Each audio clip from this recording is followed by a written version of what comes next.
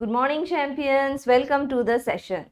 Due to some technical issue, we have started the session a bit late, but I hope you all join me the session and you are very much excited to go through the session because here we are going to analyze the question paper of English. Now see, from 21st itself, the exams are going on, the slots are going on, and from today itself, the next phase of admit cards are issued, and from today itself, the second phase of the exams are going to be conducted. So, the analysis that we have done in the first phase, that is from 21st to 24th, that is yesterday, we have seen that the question paper pattern was moderate. That means it was on an average not very easy, not very tough or complicated. So, you as aspirants are very much are very much into the you are going to crack the exam if your preparation and your revision is done properly.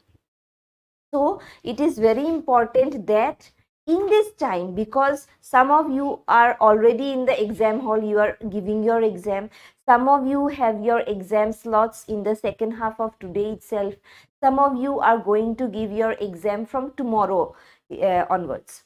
So these students who are going to appear, those who have given, they are the people who have given the exam in the first phase, and what is happening is that they could not get any kind of hint that what kind of question paper will come. But the students who are going to give in the second phase, so they are going to be benefited from the analysis, the question paper analysis that was conducted, that is going to be conducted by NTA, because at least you can assume what kind of questions will come or what can be the level of the question. So depending on that, you can assume, you can have certain kind of a feedback, or you can be relaxed to some point that the exam is of this type and your preparation is very much clear, and most of the students are going to get full marks in your subjects, because if your preparation is clear, if your preparation is up to the mark, you are going to crack the exam with with almost full marks. So if you are watching the session, wish me and join the session, and hope you all are excited to continue with the session.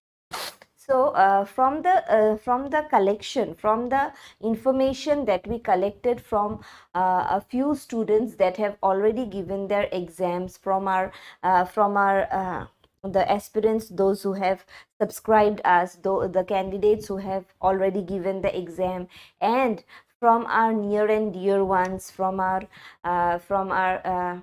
relatives, we have gathered some of the questions which came in the actual question paper. But the questions are not exact because it was a memory based question paper, and so we can just have an assumption that something related to this topic was asked in the question, and it is not ditto the question paper or ditto the question that came in the exam. So something is there which is lagging in between, or there is some kind of a discord in the connectivity with the students, because they said that articles, clauses, passive, active and passive voice, reported speech, to some point preposition, 2 or 3 questions on figure of speech, one or two question on substitution, or maybe it was not substitution, then we can say 1 or 2 questions from the 12th standard book, and the three RC, we can say reading comprehension. In the 3 reading comprehension, out of the 3, 2 were on story based or paragraph based, and the other one was on poem based. So we can say that if you are there is a probability that we have counted that if you are opting for the answers, you are searching for the answers in relation to the reading comprehension, that is your comprehension, you are very much viable to get the exam, to get the answers correct, because the questions are always related with the comprehension itself, and nothing comes in relation to that. So what you know is that, what you do is that, if you are confused in questions apart from the reading comprehension, try to opt the questions, 15 questions from the reading comprehension itself, and if everything is good, you will get 15 marks. But if something, some of the questions, some of the attempts are wrong, at least you will get 12 out of 15. So you can have a hold, out of 40 you have 12 in your hand, and the rest 28 you need to crack from the other set of the question paper. And out of that, simple questions will be there, which will be on voice, which will be on reported speech, which will be on articles. So what you need to do is do a quick brush up or revision of whatever thing you have read, and never ever leave any content from the syllabus itself, because in one set of papers some things may be omitted, some of the sections of the or the contents of the syllabus may be omitted, but you are not going to you are not going to omit it, because in the next set of question paper it may come. So depending on region, depending on series, depending on the pattern, NTA has set different questions, different set of questions, and on the basis of that you need to be very much qualified, very much you can say clear with your perceptions, with your concept clearance, with the concepts and all the contents related to all the domains and your GTN English paper. Yes, hope let's start the session. So the probable questions that came, one of the student has said that something related with the meaning of Viva la France came. Now, what is Viva la France? You have read in the very first chapter of your class 12 standard book, that is English book. The name of the chapter was the last lesson. So it is something paradoxical where the first lesson, your first class on English, starts with the name of the lesson, that is the last lesson. So what is the last lesson about? The last lesson was a story about M. Hamel and Franz, the teacher and the student respectively, and it was written by Alfonso Daudet, who said about the problems of a teacher and the problems of a student when they are amidst a war. That is, the war mentioned here was something Prussian and Prussian war, the war between the two, Prussian and German war, I think. So the language was German, so which was taught in the school of France. So some problems came, and out of which at the end of this chapter, the teacher wrote these lines on the board, and he said that the class was over, and the class was over because that was the very last day of the teacher in service for that school teaching German language. So he had to leave the school after that day. So what he did, because French language was taught, and because he was a patriot, because he loved his country France, so he had written on the board Viva la France. That means in French language it is long live France. That means it is some kind of a slogan where you can show your patriotism or your belongingness for your country. So here we can say that the first chapter, the last lesson was something which is related with the question paper itself. Yes, so the answer I have given. I am not giving the options here because directly we are going to the answers, so that you are not confused, and so that it also doesn't consume much of your time, because you are in a crisis of time and you need more time to tackle with the problems, with your internal problems, with your intrapersonal skills, and with your coping up with the exam situation. Okay. Next we have question number 2, identify the tense. Now some of the questions will be coming on identify the tense. Now tense, you have the 3 forms, and out of the 3 you have again 4 forms irrespective of the 3 forms of tenses, that is present, past and future. So depending on the sentence in which type, whenever you are getting something which is related in ing, you will know that it is continuous tense. But something which has the mode of s and es, you know that it is in the very simple present tense form. But sorry, when you have the thing that have is added in the sentence, or you have had added in the sentence, you term it as the present perfect or past perfect form of the sentence. And when have and had is joined with something ing, you understand or you identified it as the present perfect continuous, or you can say the past perfect continuous. So here what it is happening, we have been waiting for them. So whenever you are getting this word, the inclusion of have and ing, you know that it is something which is perfect. But which form of perfect? Because it is have, we will say that it is present perfect. And because it is ing in the form of ing, we will know that it is continuous. So the answer is given here, present perfect continuous. So you can understand, whenever we are getting, this is the question which is repeatedly asked, or this type of question where you need to know about, you need to be very clear about the perfect concept. When it is perfect, when it is present perfect, when it is, you have, and when it is past perfect, when you have had. So had been and have been, these two have differences, and whenever there is an inclusion of ing word or gerund, we say that it is in the form of a continuous tense, whatever it may be present, it may be past. Okay. So future tense hardly comes in your exams, because most of the questions go to with past and present. Next we have question number 3, a feather in one's cap, meaning of the idiom. So this idiom we have already done in our classes, and the meaning of the idiom is something which is an additional to your achievement. That means you have the hat, that means something of an honor is placed upon you, or it is given to you, it is conferred to you, and you are placed with a hat on top of your head. And on the head, something is added to the hat for the beautification of the hat, or the beautification of your personality. So what is added? A feather is added. So you can assume that along with the figurative meaning, there is something which is joined with, which is something, there is a lineage between the figurative and literal meaning. So when the meanings are combined together and you try to understand deeper into the meaning of the idiom, you can identify or you can assume what can the meaning be. So this is something which is referring to some kind of an additional achievement to whatever achievement you have done already, or you have done itself. Apart from that, something is added to it. Okay.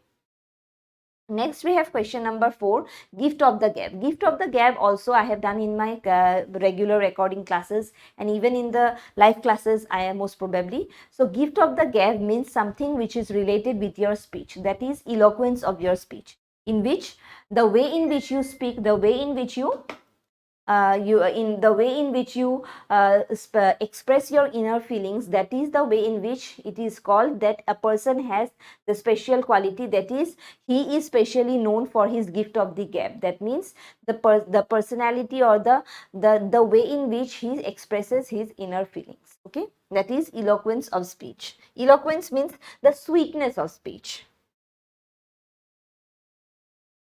Next we have cold shoulder. Again, cold shoulder means something when you are having some kind of an enmity with someone. So when there is something very unfriendly, or there is some kind of a separation between two people. So we show cold shoulder upon someone when a person you don't like, or you have some kind of an enmity, or you are enemies, or you are separate things, separate entity between two. So you know that both of you are different and you are showing cold shoulder upon someone. So deliberately ignore or do unfriend. Next we have question number 6. Cowards die many a times before their death. Idiom, meaning and figure of speech. Now you also know whenever you are getting some kind of a old proverb, and that kind of a proverb has some meaning or has some relation with figure of speech, and it also has some kind of a figurative meaning, two questions are joined here, that is cowards die many deaths before their actual death. That means the meaning of these idiom is that when you are actually a coward, you are not being very much you are not audacious, or you can say you are not uh, determined enough to face a situation, you die. Actually, you face the situation internally within yourself a lot of times, even if you are not being placed in the actual situation. So it is some kind of a relation with a coward, where coward, without going to the actual war scene or actual place of the scene, war going scenario, he is actually dying because he is fearful that if the war is not, the pros and cons of the war may affect him, and that's why even if he is not in the actual war scene, he will be facing a lot of problems, and because of these problems and internal turmoil, he is going to face death a lot of times.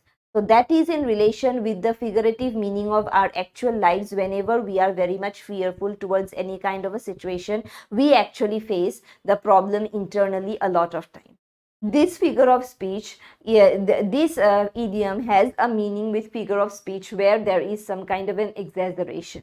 So what kind of an exaggeration? Because cowards here are treated with something which is where a person, where cowards are exaggerated, or where cowards are overemphasized from their actual features. So whenever there is something too much or too deliberately shown to us, we term it as the hyperbole or exaggeration of meaning. So the figure of speech is hyperbole. Next, we have question number 7. Give the superlative degree of courageous. Now, what is courageous? Courageous means a person who is very much, he has the courage enough, he is brave enough to face any kind of a situation. So, courageous here itself, the form of the word is in adjective form, and in order to change the adjective form into noun form, and what kind of noun form? That will be abstract noun form, because normal or proper noun form will be not available here with the word courageous. So we will go to the abstract noun form, and what it is? Courage. Okay. Okay, no, this is the superlative degree. Sorry, I was thinking about the abstract noun form. The question is superlative degree, and whenever there is something which is related with superlative degree, that means first what you need to know about the positive form of adjective, that is courageous itself. Then we need to know the comparative form of the adjective, that is whenever it is comparison, you need to add more courageous, because some words are there which need to be added with more and most. And why? Because if their word is changed within itself, that means for example, light, lighter, lightest, in this form, their original meaning will be distracted. So in order not to distract the original meaning, some words are added with more and most, and that's why the superlative form, the comparative form is more courageous.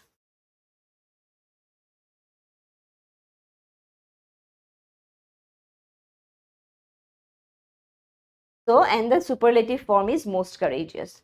Now see, there may be questions coming, so we will do it in another session. There may be questions based on the identify the adjective form, or in which adjective form a sentence is written or framed. So depending on that also, you need to identify in which adjective form, it may be positive, it may be comparative, or it may be superlative, a sentence can be framed. So depending on that, you need to identify in which form the sentence is in. Not about the tense, but it is about the adjective. So then also you need to identify in which form, because how can you help? Whenever there is a comparison, you can say that it is comparative, that is the simplest form. But apart from that, when it is there kind of a simple direct narration or affirmation of the sentence, we term it as the positive. And whenever there is something to the highest form, we term it as the superlative degree. Okay. Next we have question number 8. Choose the superlative degree again of in. So in, what it will be? The comparative degree will be inner, and the superlative degree will be innermost. Okay. Next we have complete the analogy. Influenza virus. Now how is influenza? That means this kind of a cold problem, that is in flu, or we can say the viral fever that we are having in this change of seasonal change, because of seasonal change, is termed as influenza. So how is influenza formed? What is the cause of influenza? It is none other but it is the virus. That's why we term this kind of fever as viral fever. But something which is related with typhoid, what is typhoid related with? What is the germ identified as?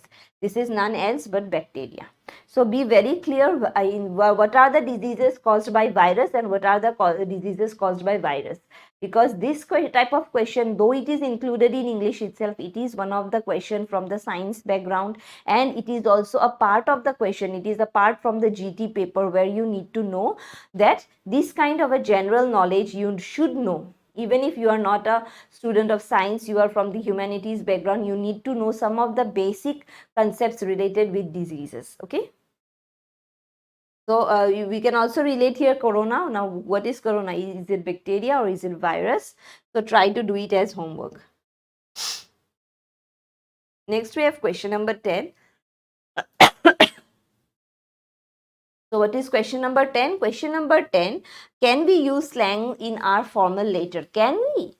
Yes. Can we use slangs in our formal letter? You are giving a letter to the principal of the school and you are using some kind of slangs in that letter. Is it possible? Or do you have that much of courage of writing slangs in the formal letter where you are asking an application, where you are asking for some kind of a leave from the school, or because of some kind of internal problem you are asking leave, you are asking some kind of a thing, there is some kind of a request made in the formal letter. So whenever there is a request, we don't put slangs, because slangs are usually done with our friends or in some kind of a normal mood. In a very friendly mood we use slangs, because these slangs are words actually which is not, I am not going to advertise slang, because we should not use slangs, but then also we use slangs whenever we are in a friendly zone among our friends, among our relatives or the younger ones. So slangs are not applicable in a formal letter. Okay. Next, we have question number 11, showing a clear pair of heels. Now, what is this? This is an idiom, and what is the meaning of this idiom? Now, see, whenever you get idioms based on heels or shoes or legs, you understand that something is being referred to as a separation or being far or some kind of an escape. So we have done questions based on heels and some kind of some of the idioms based on heels, some of the idioms based on escape. So there and there, whenever the options are there, you try to find an option which is very much prone or which is very much near to the meaning of getting far away or escape. So whenever you see that the question is on a clear pair of heels, that means there is a attempt of escape, or you can say to run away. Yes. Next, we have question number 12. Now, this is an active passive voice question where you need to change the question, the sentence from active to passive. What is the question? People in Goa speak Konkani. Now, there are some few rules from changing from the active to passive. What is that? The first and foremost rule is you need to change the subject to object and object to subject. And what is the form of the tense that you will put in the passive voice? That is always the third form of tense. Now see, whenever the sentence in the active voice is there, and then and there you and the third rule is that no change of meaning. So you can't change the meaning, you just need to change the placement of the subject and object and the verb. That means the tense need to be placed in the third form of verb. That is, whatever the form of the verb is in the present tense, you need to change it to the third form of verb, that is past participle form of the verb. Yes. So here what it is, people in Goa speak Konkani. Now speak, from the speak word itself, what we know that speak should be turned into the past participle form, that is spoken. And the people will go into the, because here it is the subject, here it is the verb, and Konkani is the object. Now object will come into the front. Yes, now it has turned into that means the relation is vice versa.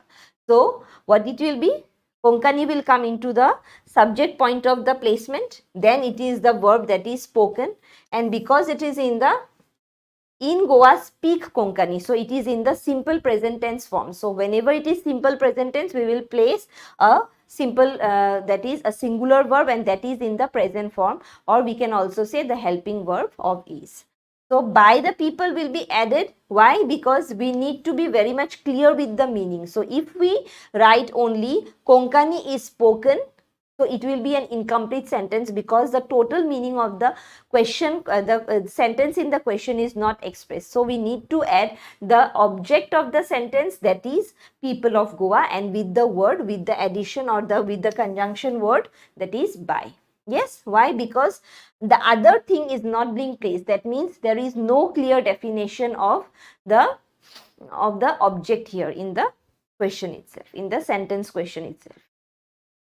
Next we have a simple meaning. Again, hope so it is on voice.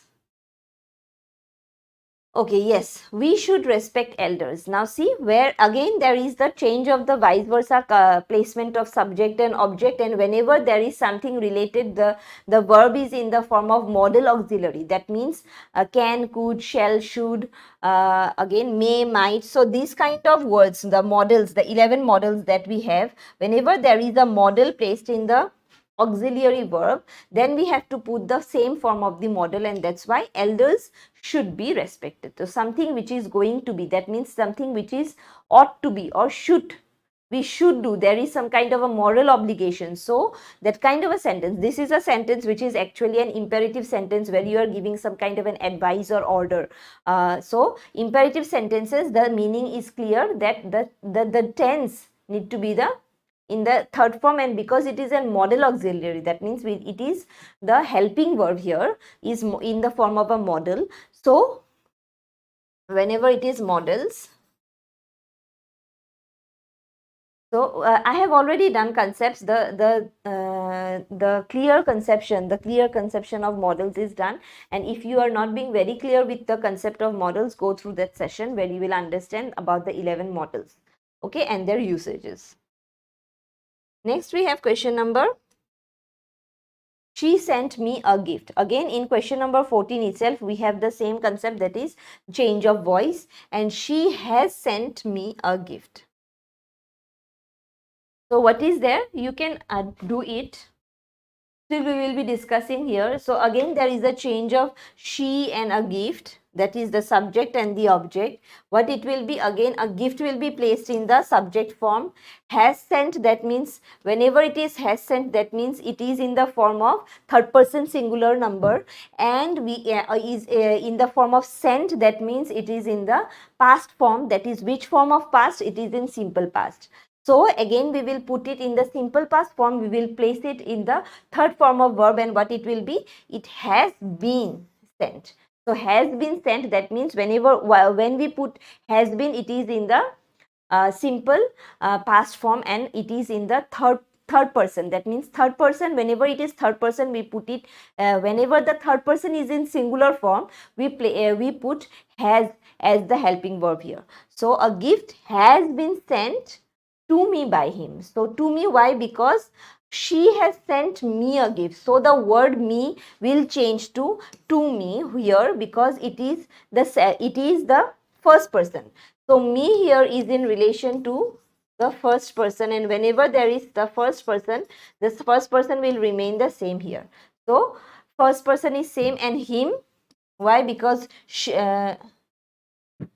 has sent me a gift. So a gift has been sent to me by her. It will be her, because here it is she, okay, and this is in the second person. Yes, so be very clear with the first person concept, second person, and the third person concept. So we will do more examples related with active passive voice, because in the initial stage active passive and reported speech was not included in the syllabus, but because now questions are coming based on this, we will have to conduct 1 or 2 sessions on this. Okay, so be very much up to date with the informations that we are giving in our website, in our channel actually. Next we have question number 15. Rita ate an apple yesterday. Again we have the change in voice here, and what is the concept again? What you need to do, you try to do it yourself without looking at the answer. Okay, Rita ate an apple yesterday. Write the question itself. Rita ate an apple yesterday. Try to find out the passive form. Next, we have identified the part of speech. That is, the question was very difficult. Now, underline word. What is the word difficult as in the form of part of speech? Difficult is because it is qualifying the question itself. What kind of question? The question itself is the noun here, and because it is qualifying the noun, it is the adjective here. So, difficult is none else but adjective. Hope this is clear. Next, we have identified the figure of speech. Ricky have read the rough copy. So here what is the repetition of the word? The repetition of the word R. So repetition of the R sound, that means R means consonant sound, and consonant sound means what? Alliteration. Yes, this is clear. Hope this is clear, and we have done a lot of questions based on these kind of figures of speech, if you have properly gone through my sessions. Then we have question number 18, identify the figure of speech. She is an intelligent fool. Again, we have two words, that is intelligent fool, and what is the meaning here? Because intelligent fool is the two opposite words, and whenever we are getting two combination of two words that are opposites, we term it as oxymoron. Yes. Next, we have question number 19. The whirring fan distracted me a lot. Identify the figure of speech. Whenever there is a reference to some kind of sound made by animals or made by machines, or any kind of sounds which is which you can hear, something which is related with your audible feature, so we term it as onomatopoeia, because all the sounds are referred to as the figure of speech termed as onomatopoeia. Yes. Next, we have questions 2. I have a cat who plays with my hat. Identify the figure of speech. So what you can see here is there is a repetition of the A sound, that is the repetition of A sound. Yes. So when there is a repetition of A sound, what we will know that it is again the vowel sound, and when it is vowel, it is not alliteration but it is assonance. Yes. Next, we have question number 21. Let the swing swing in its swirl. So this type of question we have already done. Again, it is telling us about the repetition of the sound, that is consonant sound S, SW. And again, it is a consonant sound. And it is a consonant sound, it is none else. Actually, it should be alliteration. So swing, it is alliteration. There is some kind of a printing mistake here. Sorry for that. Yes. Next, we have question number 22. Antonym of calm. So antonym and synonym, a lot of questions will be coming, and very common questions came actually, like questions antonym and synonym of frequent, smart, calm. These kind of very common words are given, but you need to be very clear with the options, and because we are not getting the information from the students itself in terms of options, they have given the question, they have just summarized what type of questions came in the question paper. But depending on the options, you need to be very clear, because there will be confusing options, because the options are made actually to confuse you whenever there is a simple term or simple word to be to find the synonym or antonym. So calm here is nothing else but something which is very placid, which is very silent. And what will be the opposite? Something which is furious, which is very deliberate or aggressive or exciting, or we can say interesting. Yes. So calm means something silent, the opposite of silent, whatever the words, what are the connotations based with that, you can identify that. Next, we have question number 22. Again, antonym of frequent. Frequent means something which is very regular, but when we need to find the antonym, that means the opposite word, it is rare or something which hardly happens. Yes. Or we can say also irregular. Again, antonym of deliberate. What is deliberate? Deliberate is something which you do intentionally or with planning, or you actually know what is going to happen or what you are going to do in the next moment. So that is a kind of a deliberate situation, deliberate decision, deliberate action. So anything which is not deliberate, that means it is not known before the time. That means something all of a sudden, that happened all of a sudden, or it is very thoughtless, you can say, or it is without any kind of an aim, or without any kind of a planning. So anything which is devoid of planning or devoid of any intention is called the opposite of deliberate. Yes. Next we have again the antonym of benevolent. Now who is a benevolent person? Benevolent person is a person who is very much kind hearted, or you can say humble, very much flexible, or you can say very much open hearted, and he is always giving some kind of things you can say he's giving some kind of benefits or blessings or some kind of profits to anyone and anyone and everyone. So that is a kind of a person who has the character of benevolence. So a benevolent person, the opposite of benevolent, is a person who is very much self-centered, or you can say a person who is not very friendly. He is a cruel person. So you can say a cruel person or a sadist person can be the antonym here. Next, we have the synonym of triumph. Now, see, there will be questions based on antonym and synonym, and you just to identify that which word is asked in the question. Is it antonym or is it synonym? So, there will be questions which will be very much, there will be options which will be very much clear to synonym. When the question is asking on synonym and the option will be based on antonym. So, that is the trick actually to confuse the student or make a student stressful. So in that situation, you need to be very much precise in reading the question paper, because you need to understand what the teacher or what the examiner is actually trying to assess from your understanding. So synonym of triumph, something which is related with victory, something which is related with winning, or something which is related with some kind of an achievement. Yes.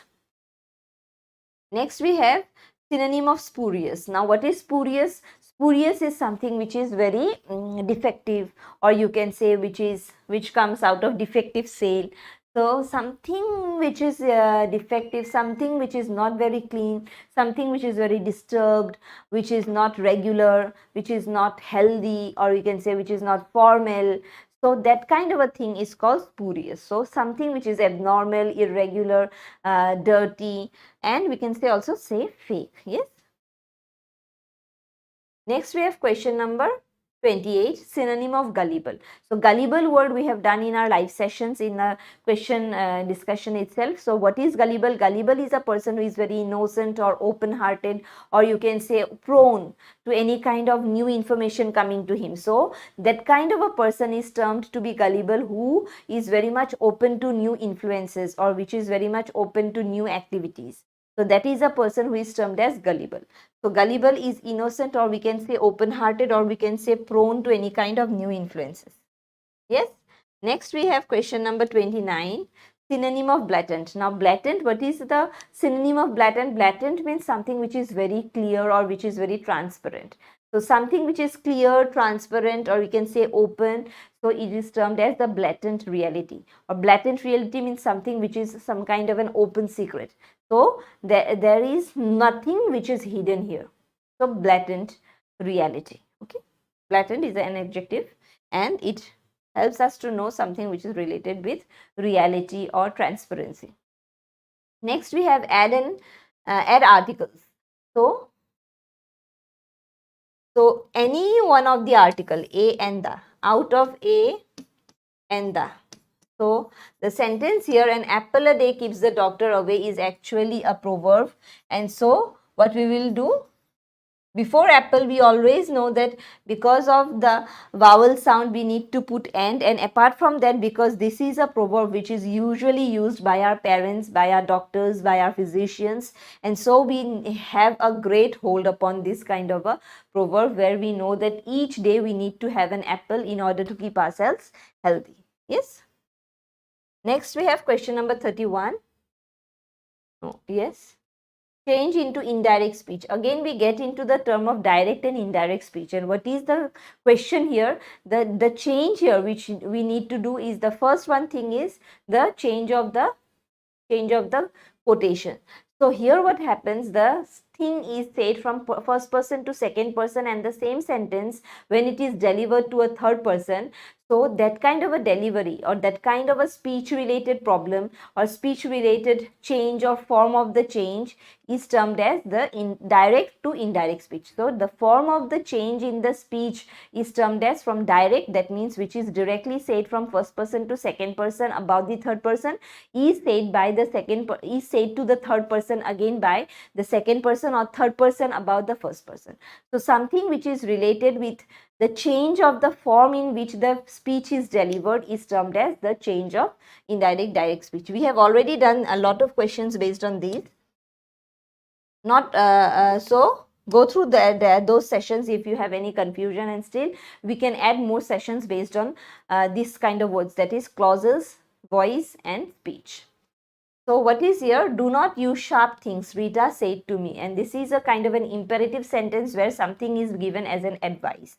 So Rita said to Rina. So whenever we get the thing that Rita said to Rina, said to can be converted to told. Okay. So Rita told Rina, or you can also say Rita suggested Rina, or Rita advised Rina. So names are confusing. Not to use sharp things. So we can't put do not use, but because we need to change the form of the sentence itself, so we have to put not to use, and the tense in which it is said should be the same. That means the tense which is in the direct sentence should be in the same form. So here what we need to do is not to use sharp things. That means it is in the present, simple present tense. Next we have question number 32. The teacher said to the student, what are you doing now? Again, what we need to do here, again we have to change. The teacher said to the student. So, said to the student, what are you doing now? So, whenever there is a question mark here, we can put the addition in the indirect form of the sentence, like the teacher asked the student what he was doing then. So something which is in the past tense, in the present tense at that point of time, words. So there is a list actually which I have done in my classes.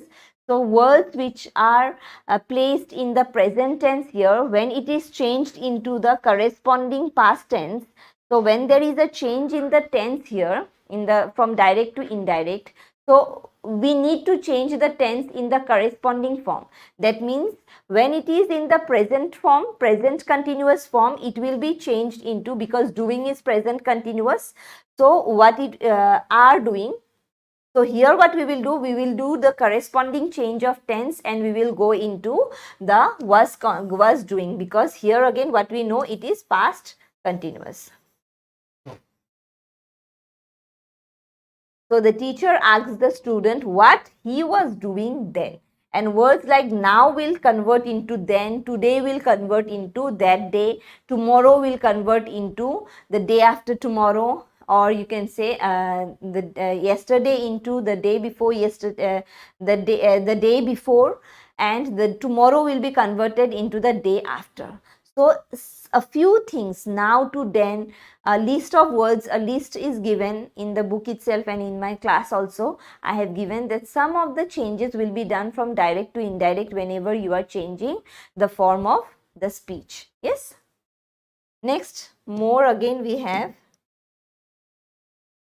question number 33. Add articles. Dash herd of elephants suddenly entered dash cantonment yesterday. Try to do this yourself.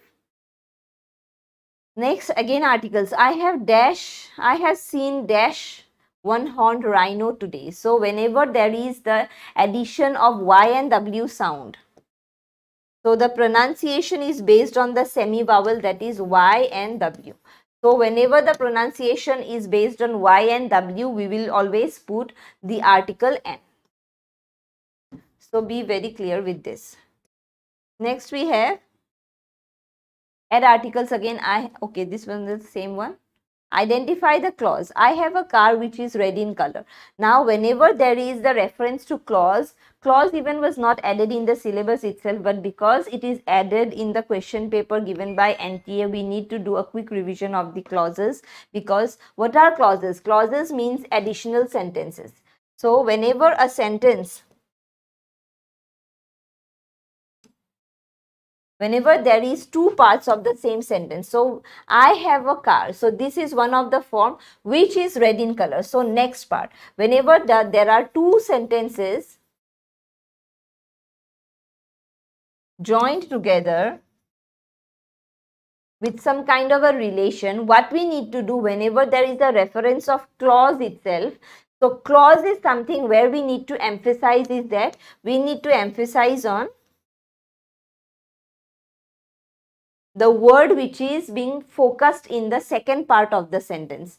So which is red in color, something whenever it is about the adjective or qualifying the noun or the verb or the or something which is telling about the noun itself, whenever we get there is an emphasis on the noun, then we will term it in the second sentence.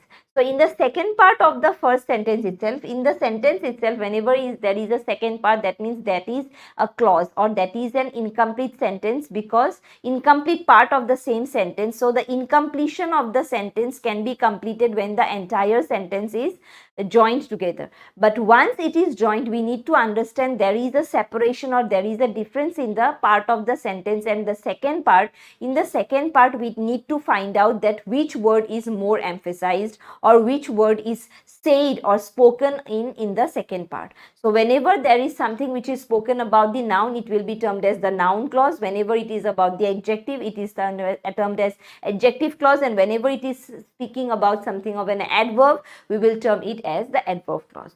So there are only three forms of the clauses. So what are they? One is adjective, the other is noun, and the other is adverb. Yes, so these are the three forms of clauses. Yes, in very minimal way we can do this. Next we have, yes, Shubham, hello. Ram Ram, Madam Ji. Yes, Ram Ram, beta. Okay, next we have, कैसा रहा शुभम तुम्हारा exam? तुम्हारा pol science था शायद 22 को, तुमने बोला था 22 के बाद मैं आऊँगा. Okay. Next we have question number 36.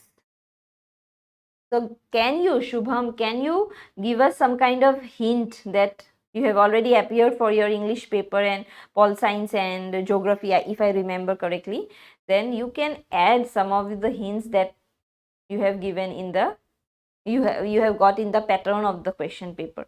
Do add your information so that we can even add for the benefit of the students who are going to give in the exam in the next coming days. Yes. So again we have identified the clause. I know that she did not come to the meeting. So when there is a reference, again because this is a clause, so I know is a part, again that she is not coming to the, that she did not come to the party. So there is the reference to the word she, and so because she is what, it is a pronoun, or we can say it is something related to noun, and so we will add here as the noun clause. Yes. Next we have question number 37. In a formal letter, where do we put the salutation? So what is salutation actually? Salutation is respected sir.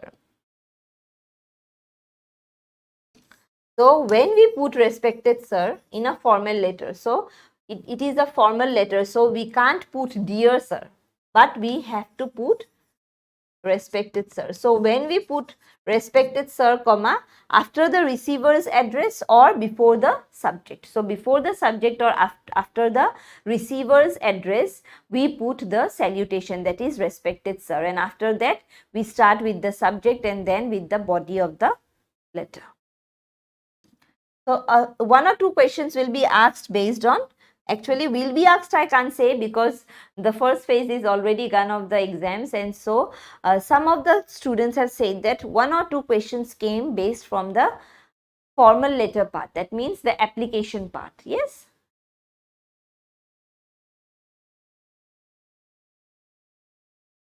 Choose the correct form as it appears in a formal letter. Yours sincerely, yours sincerely, yours sincerely. So be very clear that whenever you write at the ending, when you are giving your own about your writing about your own sincerity, don't put apostrophe s, because apostrophe s is wrong, and we need to put always our yours sincerely, because here we are not referring to our possessiveness, but we are referring to our own self. Yes. Next we have question number 39. Identify the noun. His courage is inspirational. So here which one is the noun? So his is the pronoun. Inspirational is something related with adjective, or we can say adverb. So what is about courage? Is the helping verb.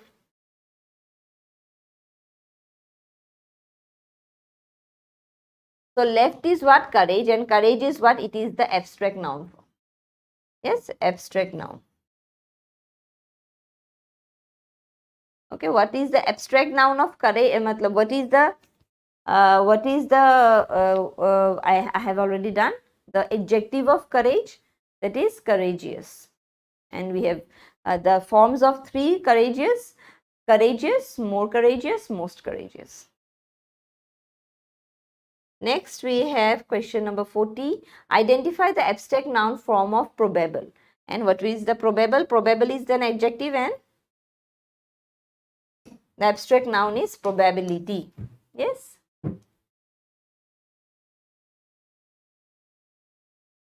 Next we have rearrange the parts. So there will be 2 to 3 questions based on rearranging the parts of the sentences, and do this as homework. It rained, they went, inside went. So you need to arrange the parts of the sentences. Identify the part of speech. I rarely go to the market. So the underlined word rarely, what is that? Is it verb? Is it adjective? Is it noun? Or is it pronoun? So it is nothing else but it is the adverb of frequency, because according to the word rarely, it is actually trying to qualify the verb go. It is qualifying the verb go, and when they go, or when I go to the market, rarely. That means hardly, or once in a blue moon, we can say.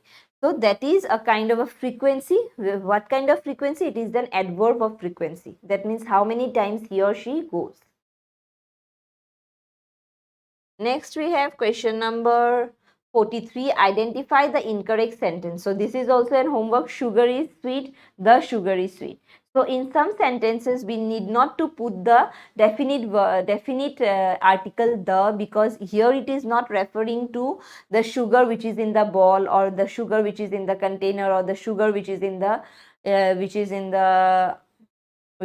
tea or in the coffee, which is added already added in the coffee. So that kind of a sentence. So this is your homework. Which one?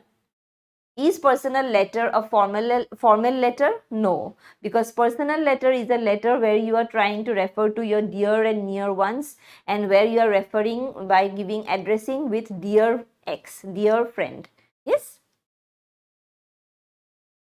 or dear grandmother. Saheb was looking for gold in dash. So this is a question from their chapter number 2 or 3, I hope so, in your 12th standard book, that is on the Lost Spring by Anis Jung, the writer, where she has written about, where she has added two parts in the lost childhood, where she has written about Simapuri, Saheb, and about one more boy who was busy in a Bengal industry from generations after generation, in which he had a home with crumble windows, with shaky walls. And what about Saheb? Saheb was a boy who used to go through the city in the morning itself with a bag full of garbages. And so in the garbage, what he used to search for? He used to search for gold. And gold in the garbage, how is it possible? So can we find gold in the garbage? But for a rag picker like Saheb, Saheb was a rag picker, and because he is a rag picker, he need to find from the garbage some of the valuables according to him. It may be a shoe, or it may be a pair of torn sandal, it may be a torn shirt, or it may be a packet of expired you can say cereals, vegetables, or anything. Yes. So these people, the rag pickers, used to search for these kind of things in the garbage, and for them anything which is valuable from them is termed as gold. For us gold is different, the perception of gold is different, but for a rag picker the perception of gold is different. Choose the correct spelling. Again we have the word bleak. Now what is bleak? Bleak means which is very much pessimistic, which is very much dark, which is uninspiring, which is very much without any courage, without any enthusiasm. So that is the situation which is bleak. So what is the spelling of bleak? It is none other but the first option, that is B-L-E-A-K. Next, what do you mean by abound? What do you understand actually by the word abound? Whenever there is bound, bound means something which has some kind of a demarcation or walls or barriers. So when it is not within bounds or within barriers or within walls, we term it as abound, and abound is termed always with profusion, or you can say with abundance, or we can say unlimited. So abundant, we can say profuse.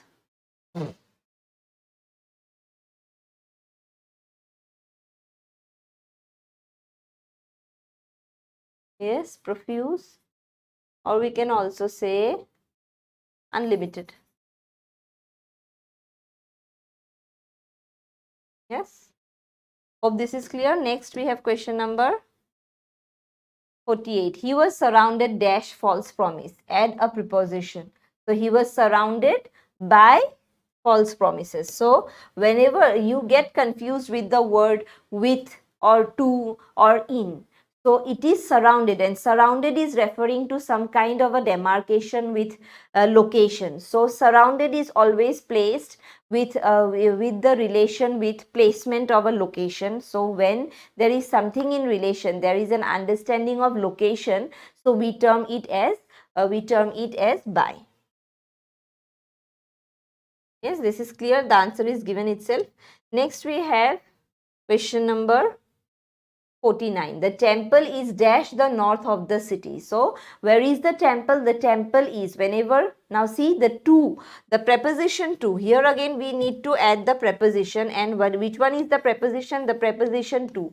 This preposition is a versatile preposition because the to word is placed in kind of direction here, as it is a direction to the north. Again it is always used in relation to some kind of a place, go to that place. So again to is used in kind of comparison, so like I prefer tea to coffee. So the word to has a lot of reference in relation to preposition, and in order to be very clear with the use of preposition, you need to do a lot of revision and exercises. Apart from in relation to your exam itself, you need to encapsulate this kind of an idea of preposition and the entire grammar section in order to develop your vocabulary and your participation in some kind of conversation, debates, group discussion, etc. and etc. And the list goes on and on. Next we have question number 50, and this is the last question for today's session. Hope you all enjoyed the session, because in a very quick manner I have done at least the probable question analysis, whatever we have gathered till now from the students who have appeared in the first phase of the exam. So you will pass if you work hard. So identify the clause again. So whenever there is, I have already said there are 3 types of clauses, and you need to find out where it is the emphasis on. So the emphasis is on what? So whenever there is an emphasis on noun, we term it as noun clause. Whenever it is the emphasis on adjective, we term it as adjective clause. And whenever there is an emphasis on adverb, we term it as the adverb clause. So what it is here? You will pass. So you will pass. This is the first form. If you work hard. So if you work hard is trying to qualify what? The concept of pass. So what it is qualifying? The pass word, and the pass word is a verb, and because this thing is trying to qualify the verb, what it is termed at? It is termed as adverb. So we will term it as adverb clause. So it is very clear, very simple. In all, whenever there is question of clause, I would love if I am a student, I would love to answer questions based on clause and passive voice, active and passive voice, and direct and indirect speech, because it is very easy to eliminate and sort out and find out the correct answer from the options, because you don't get confused if you are clear with your understanding. And all the sections, in fact all the sections, synonym, antonym are a bit confusing, or we can say one word substitution and idiom meaning is a bit confusing, but in relation to figure of speech, articles, it is very easy for you all to carry the marks.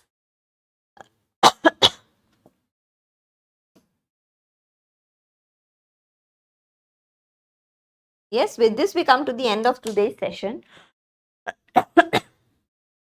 My blessings and my wishes on behalf of the entire BPS team is always with you all, so that you crack the exam with flying marks, and hope you all join me in the next session and do get updated with the informations providing in the whatever is provided in the channel, in order to get all the updates and all the classes that is going to be conducted in a very systematic way, where we have planned the entire thing so that it is going to help the students who have already appeared the exam and who are going to appear in the next phase of the exam.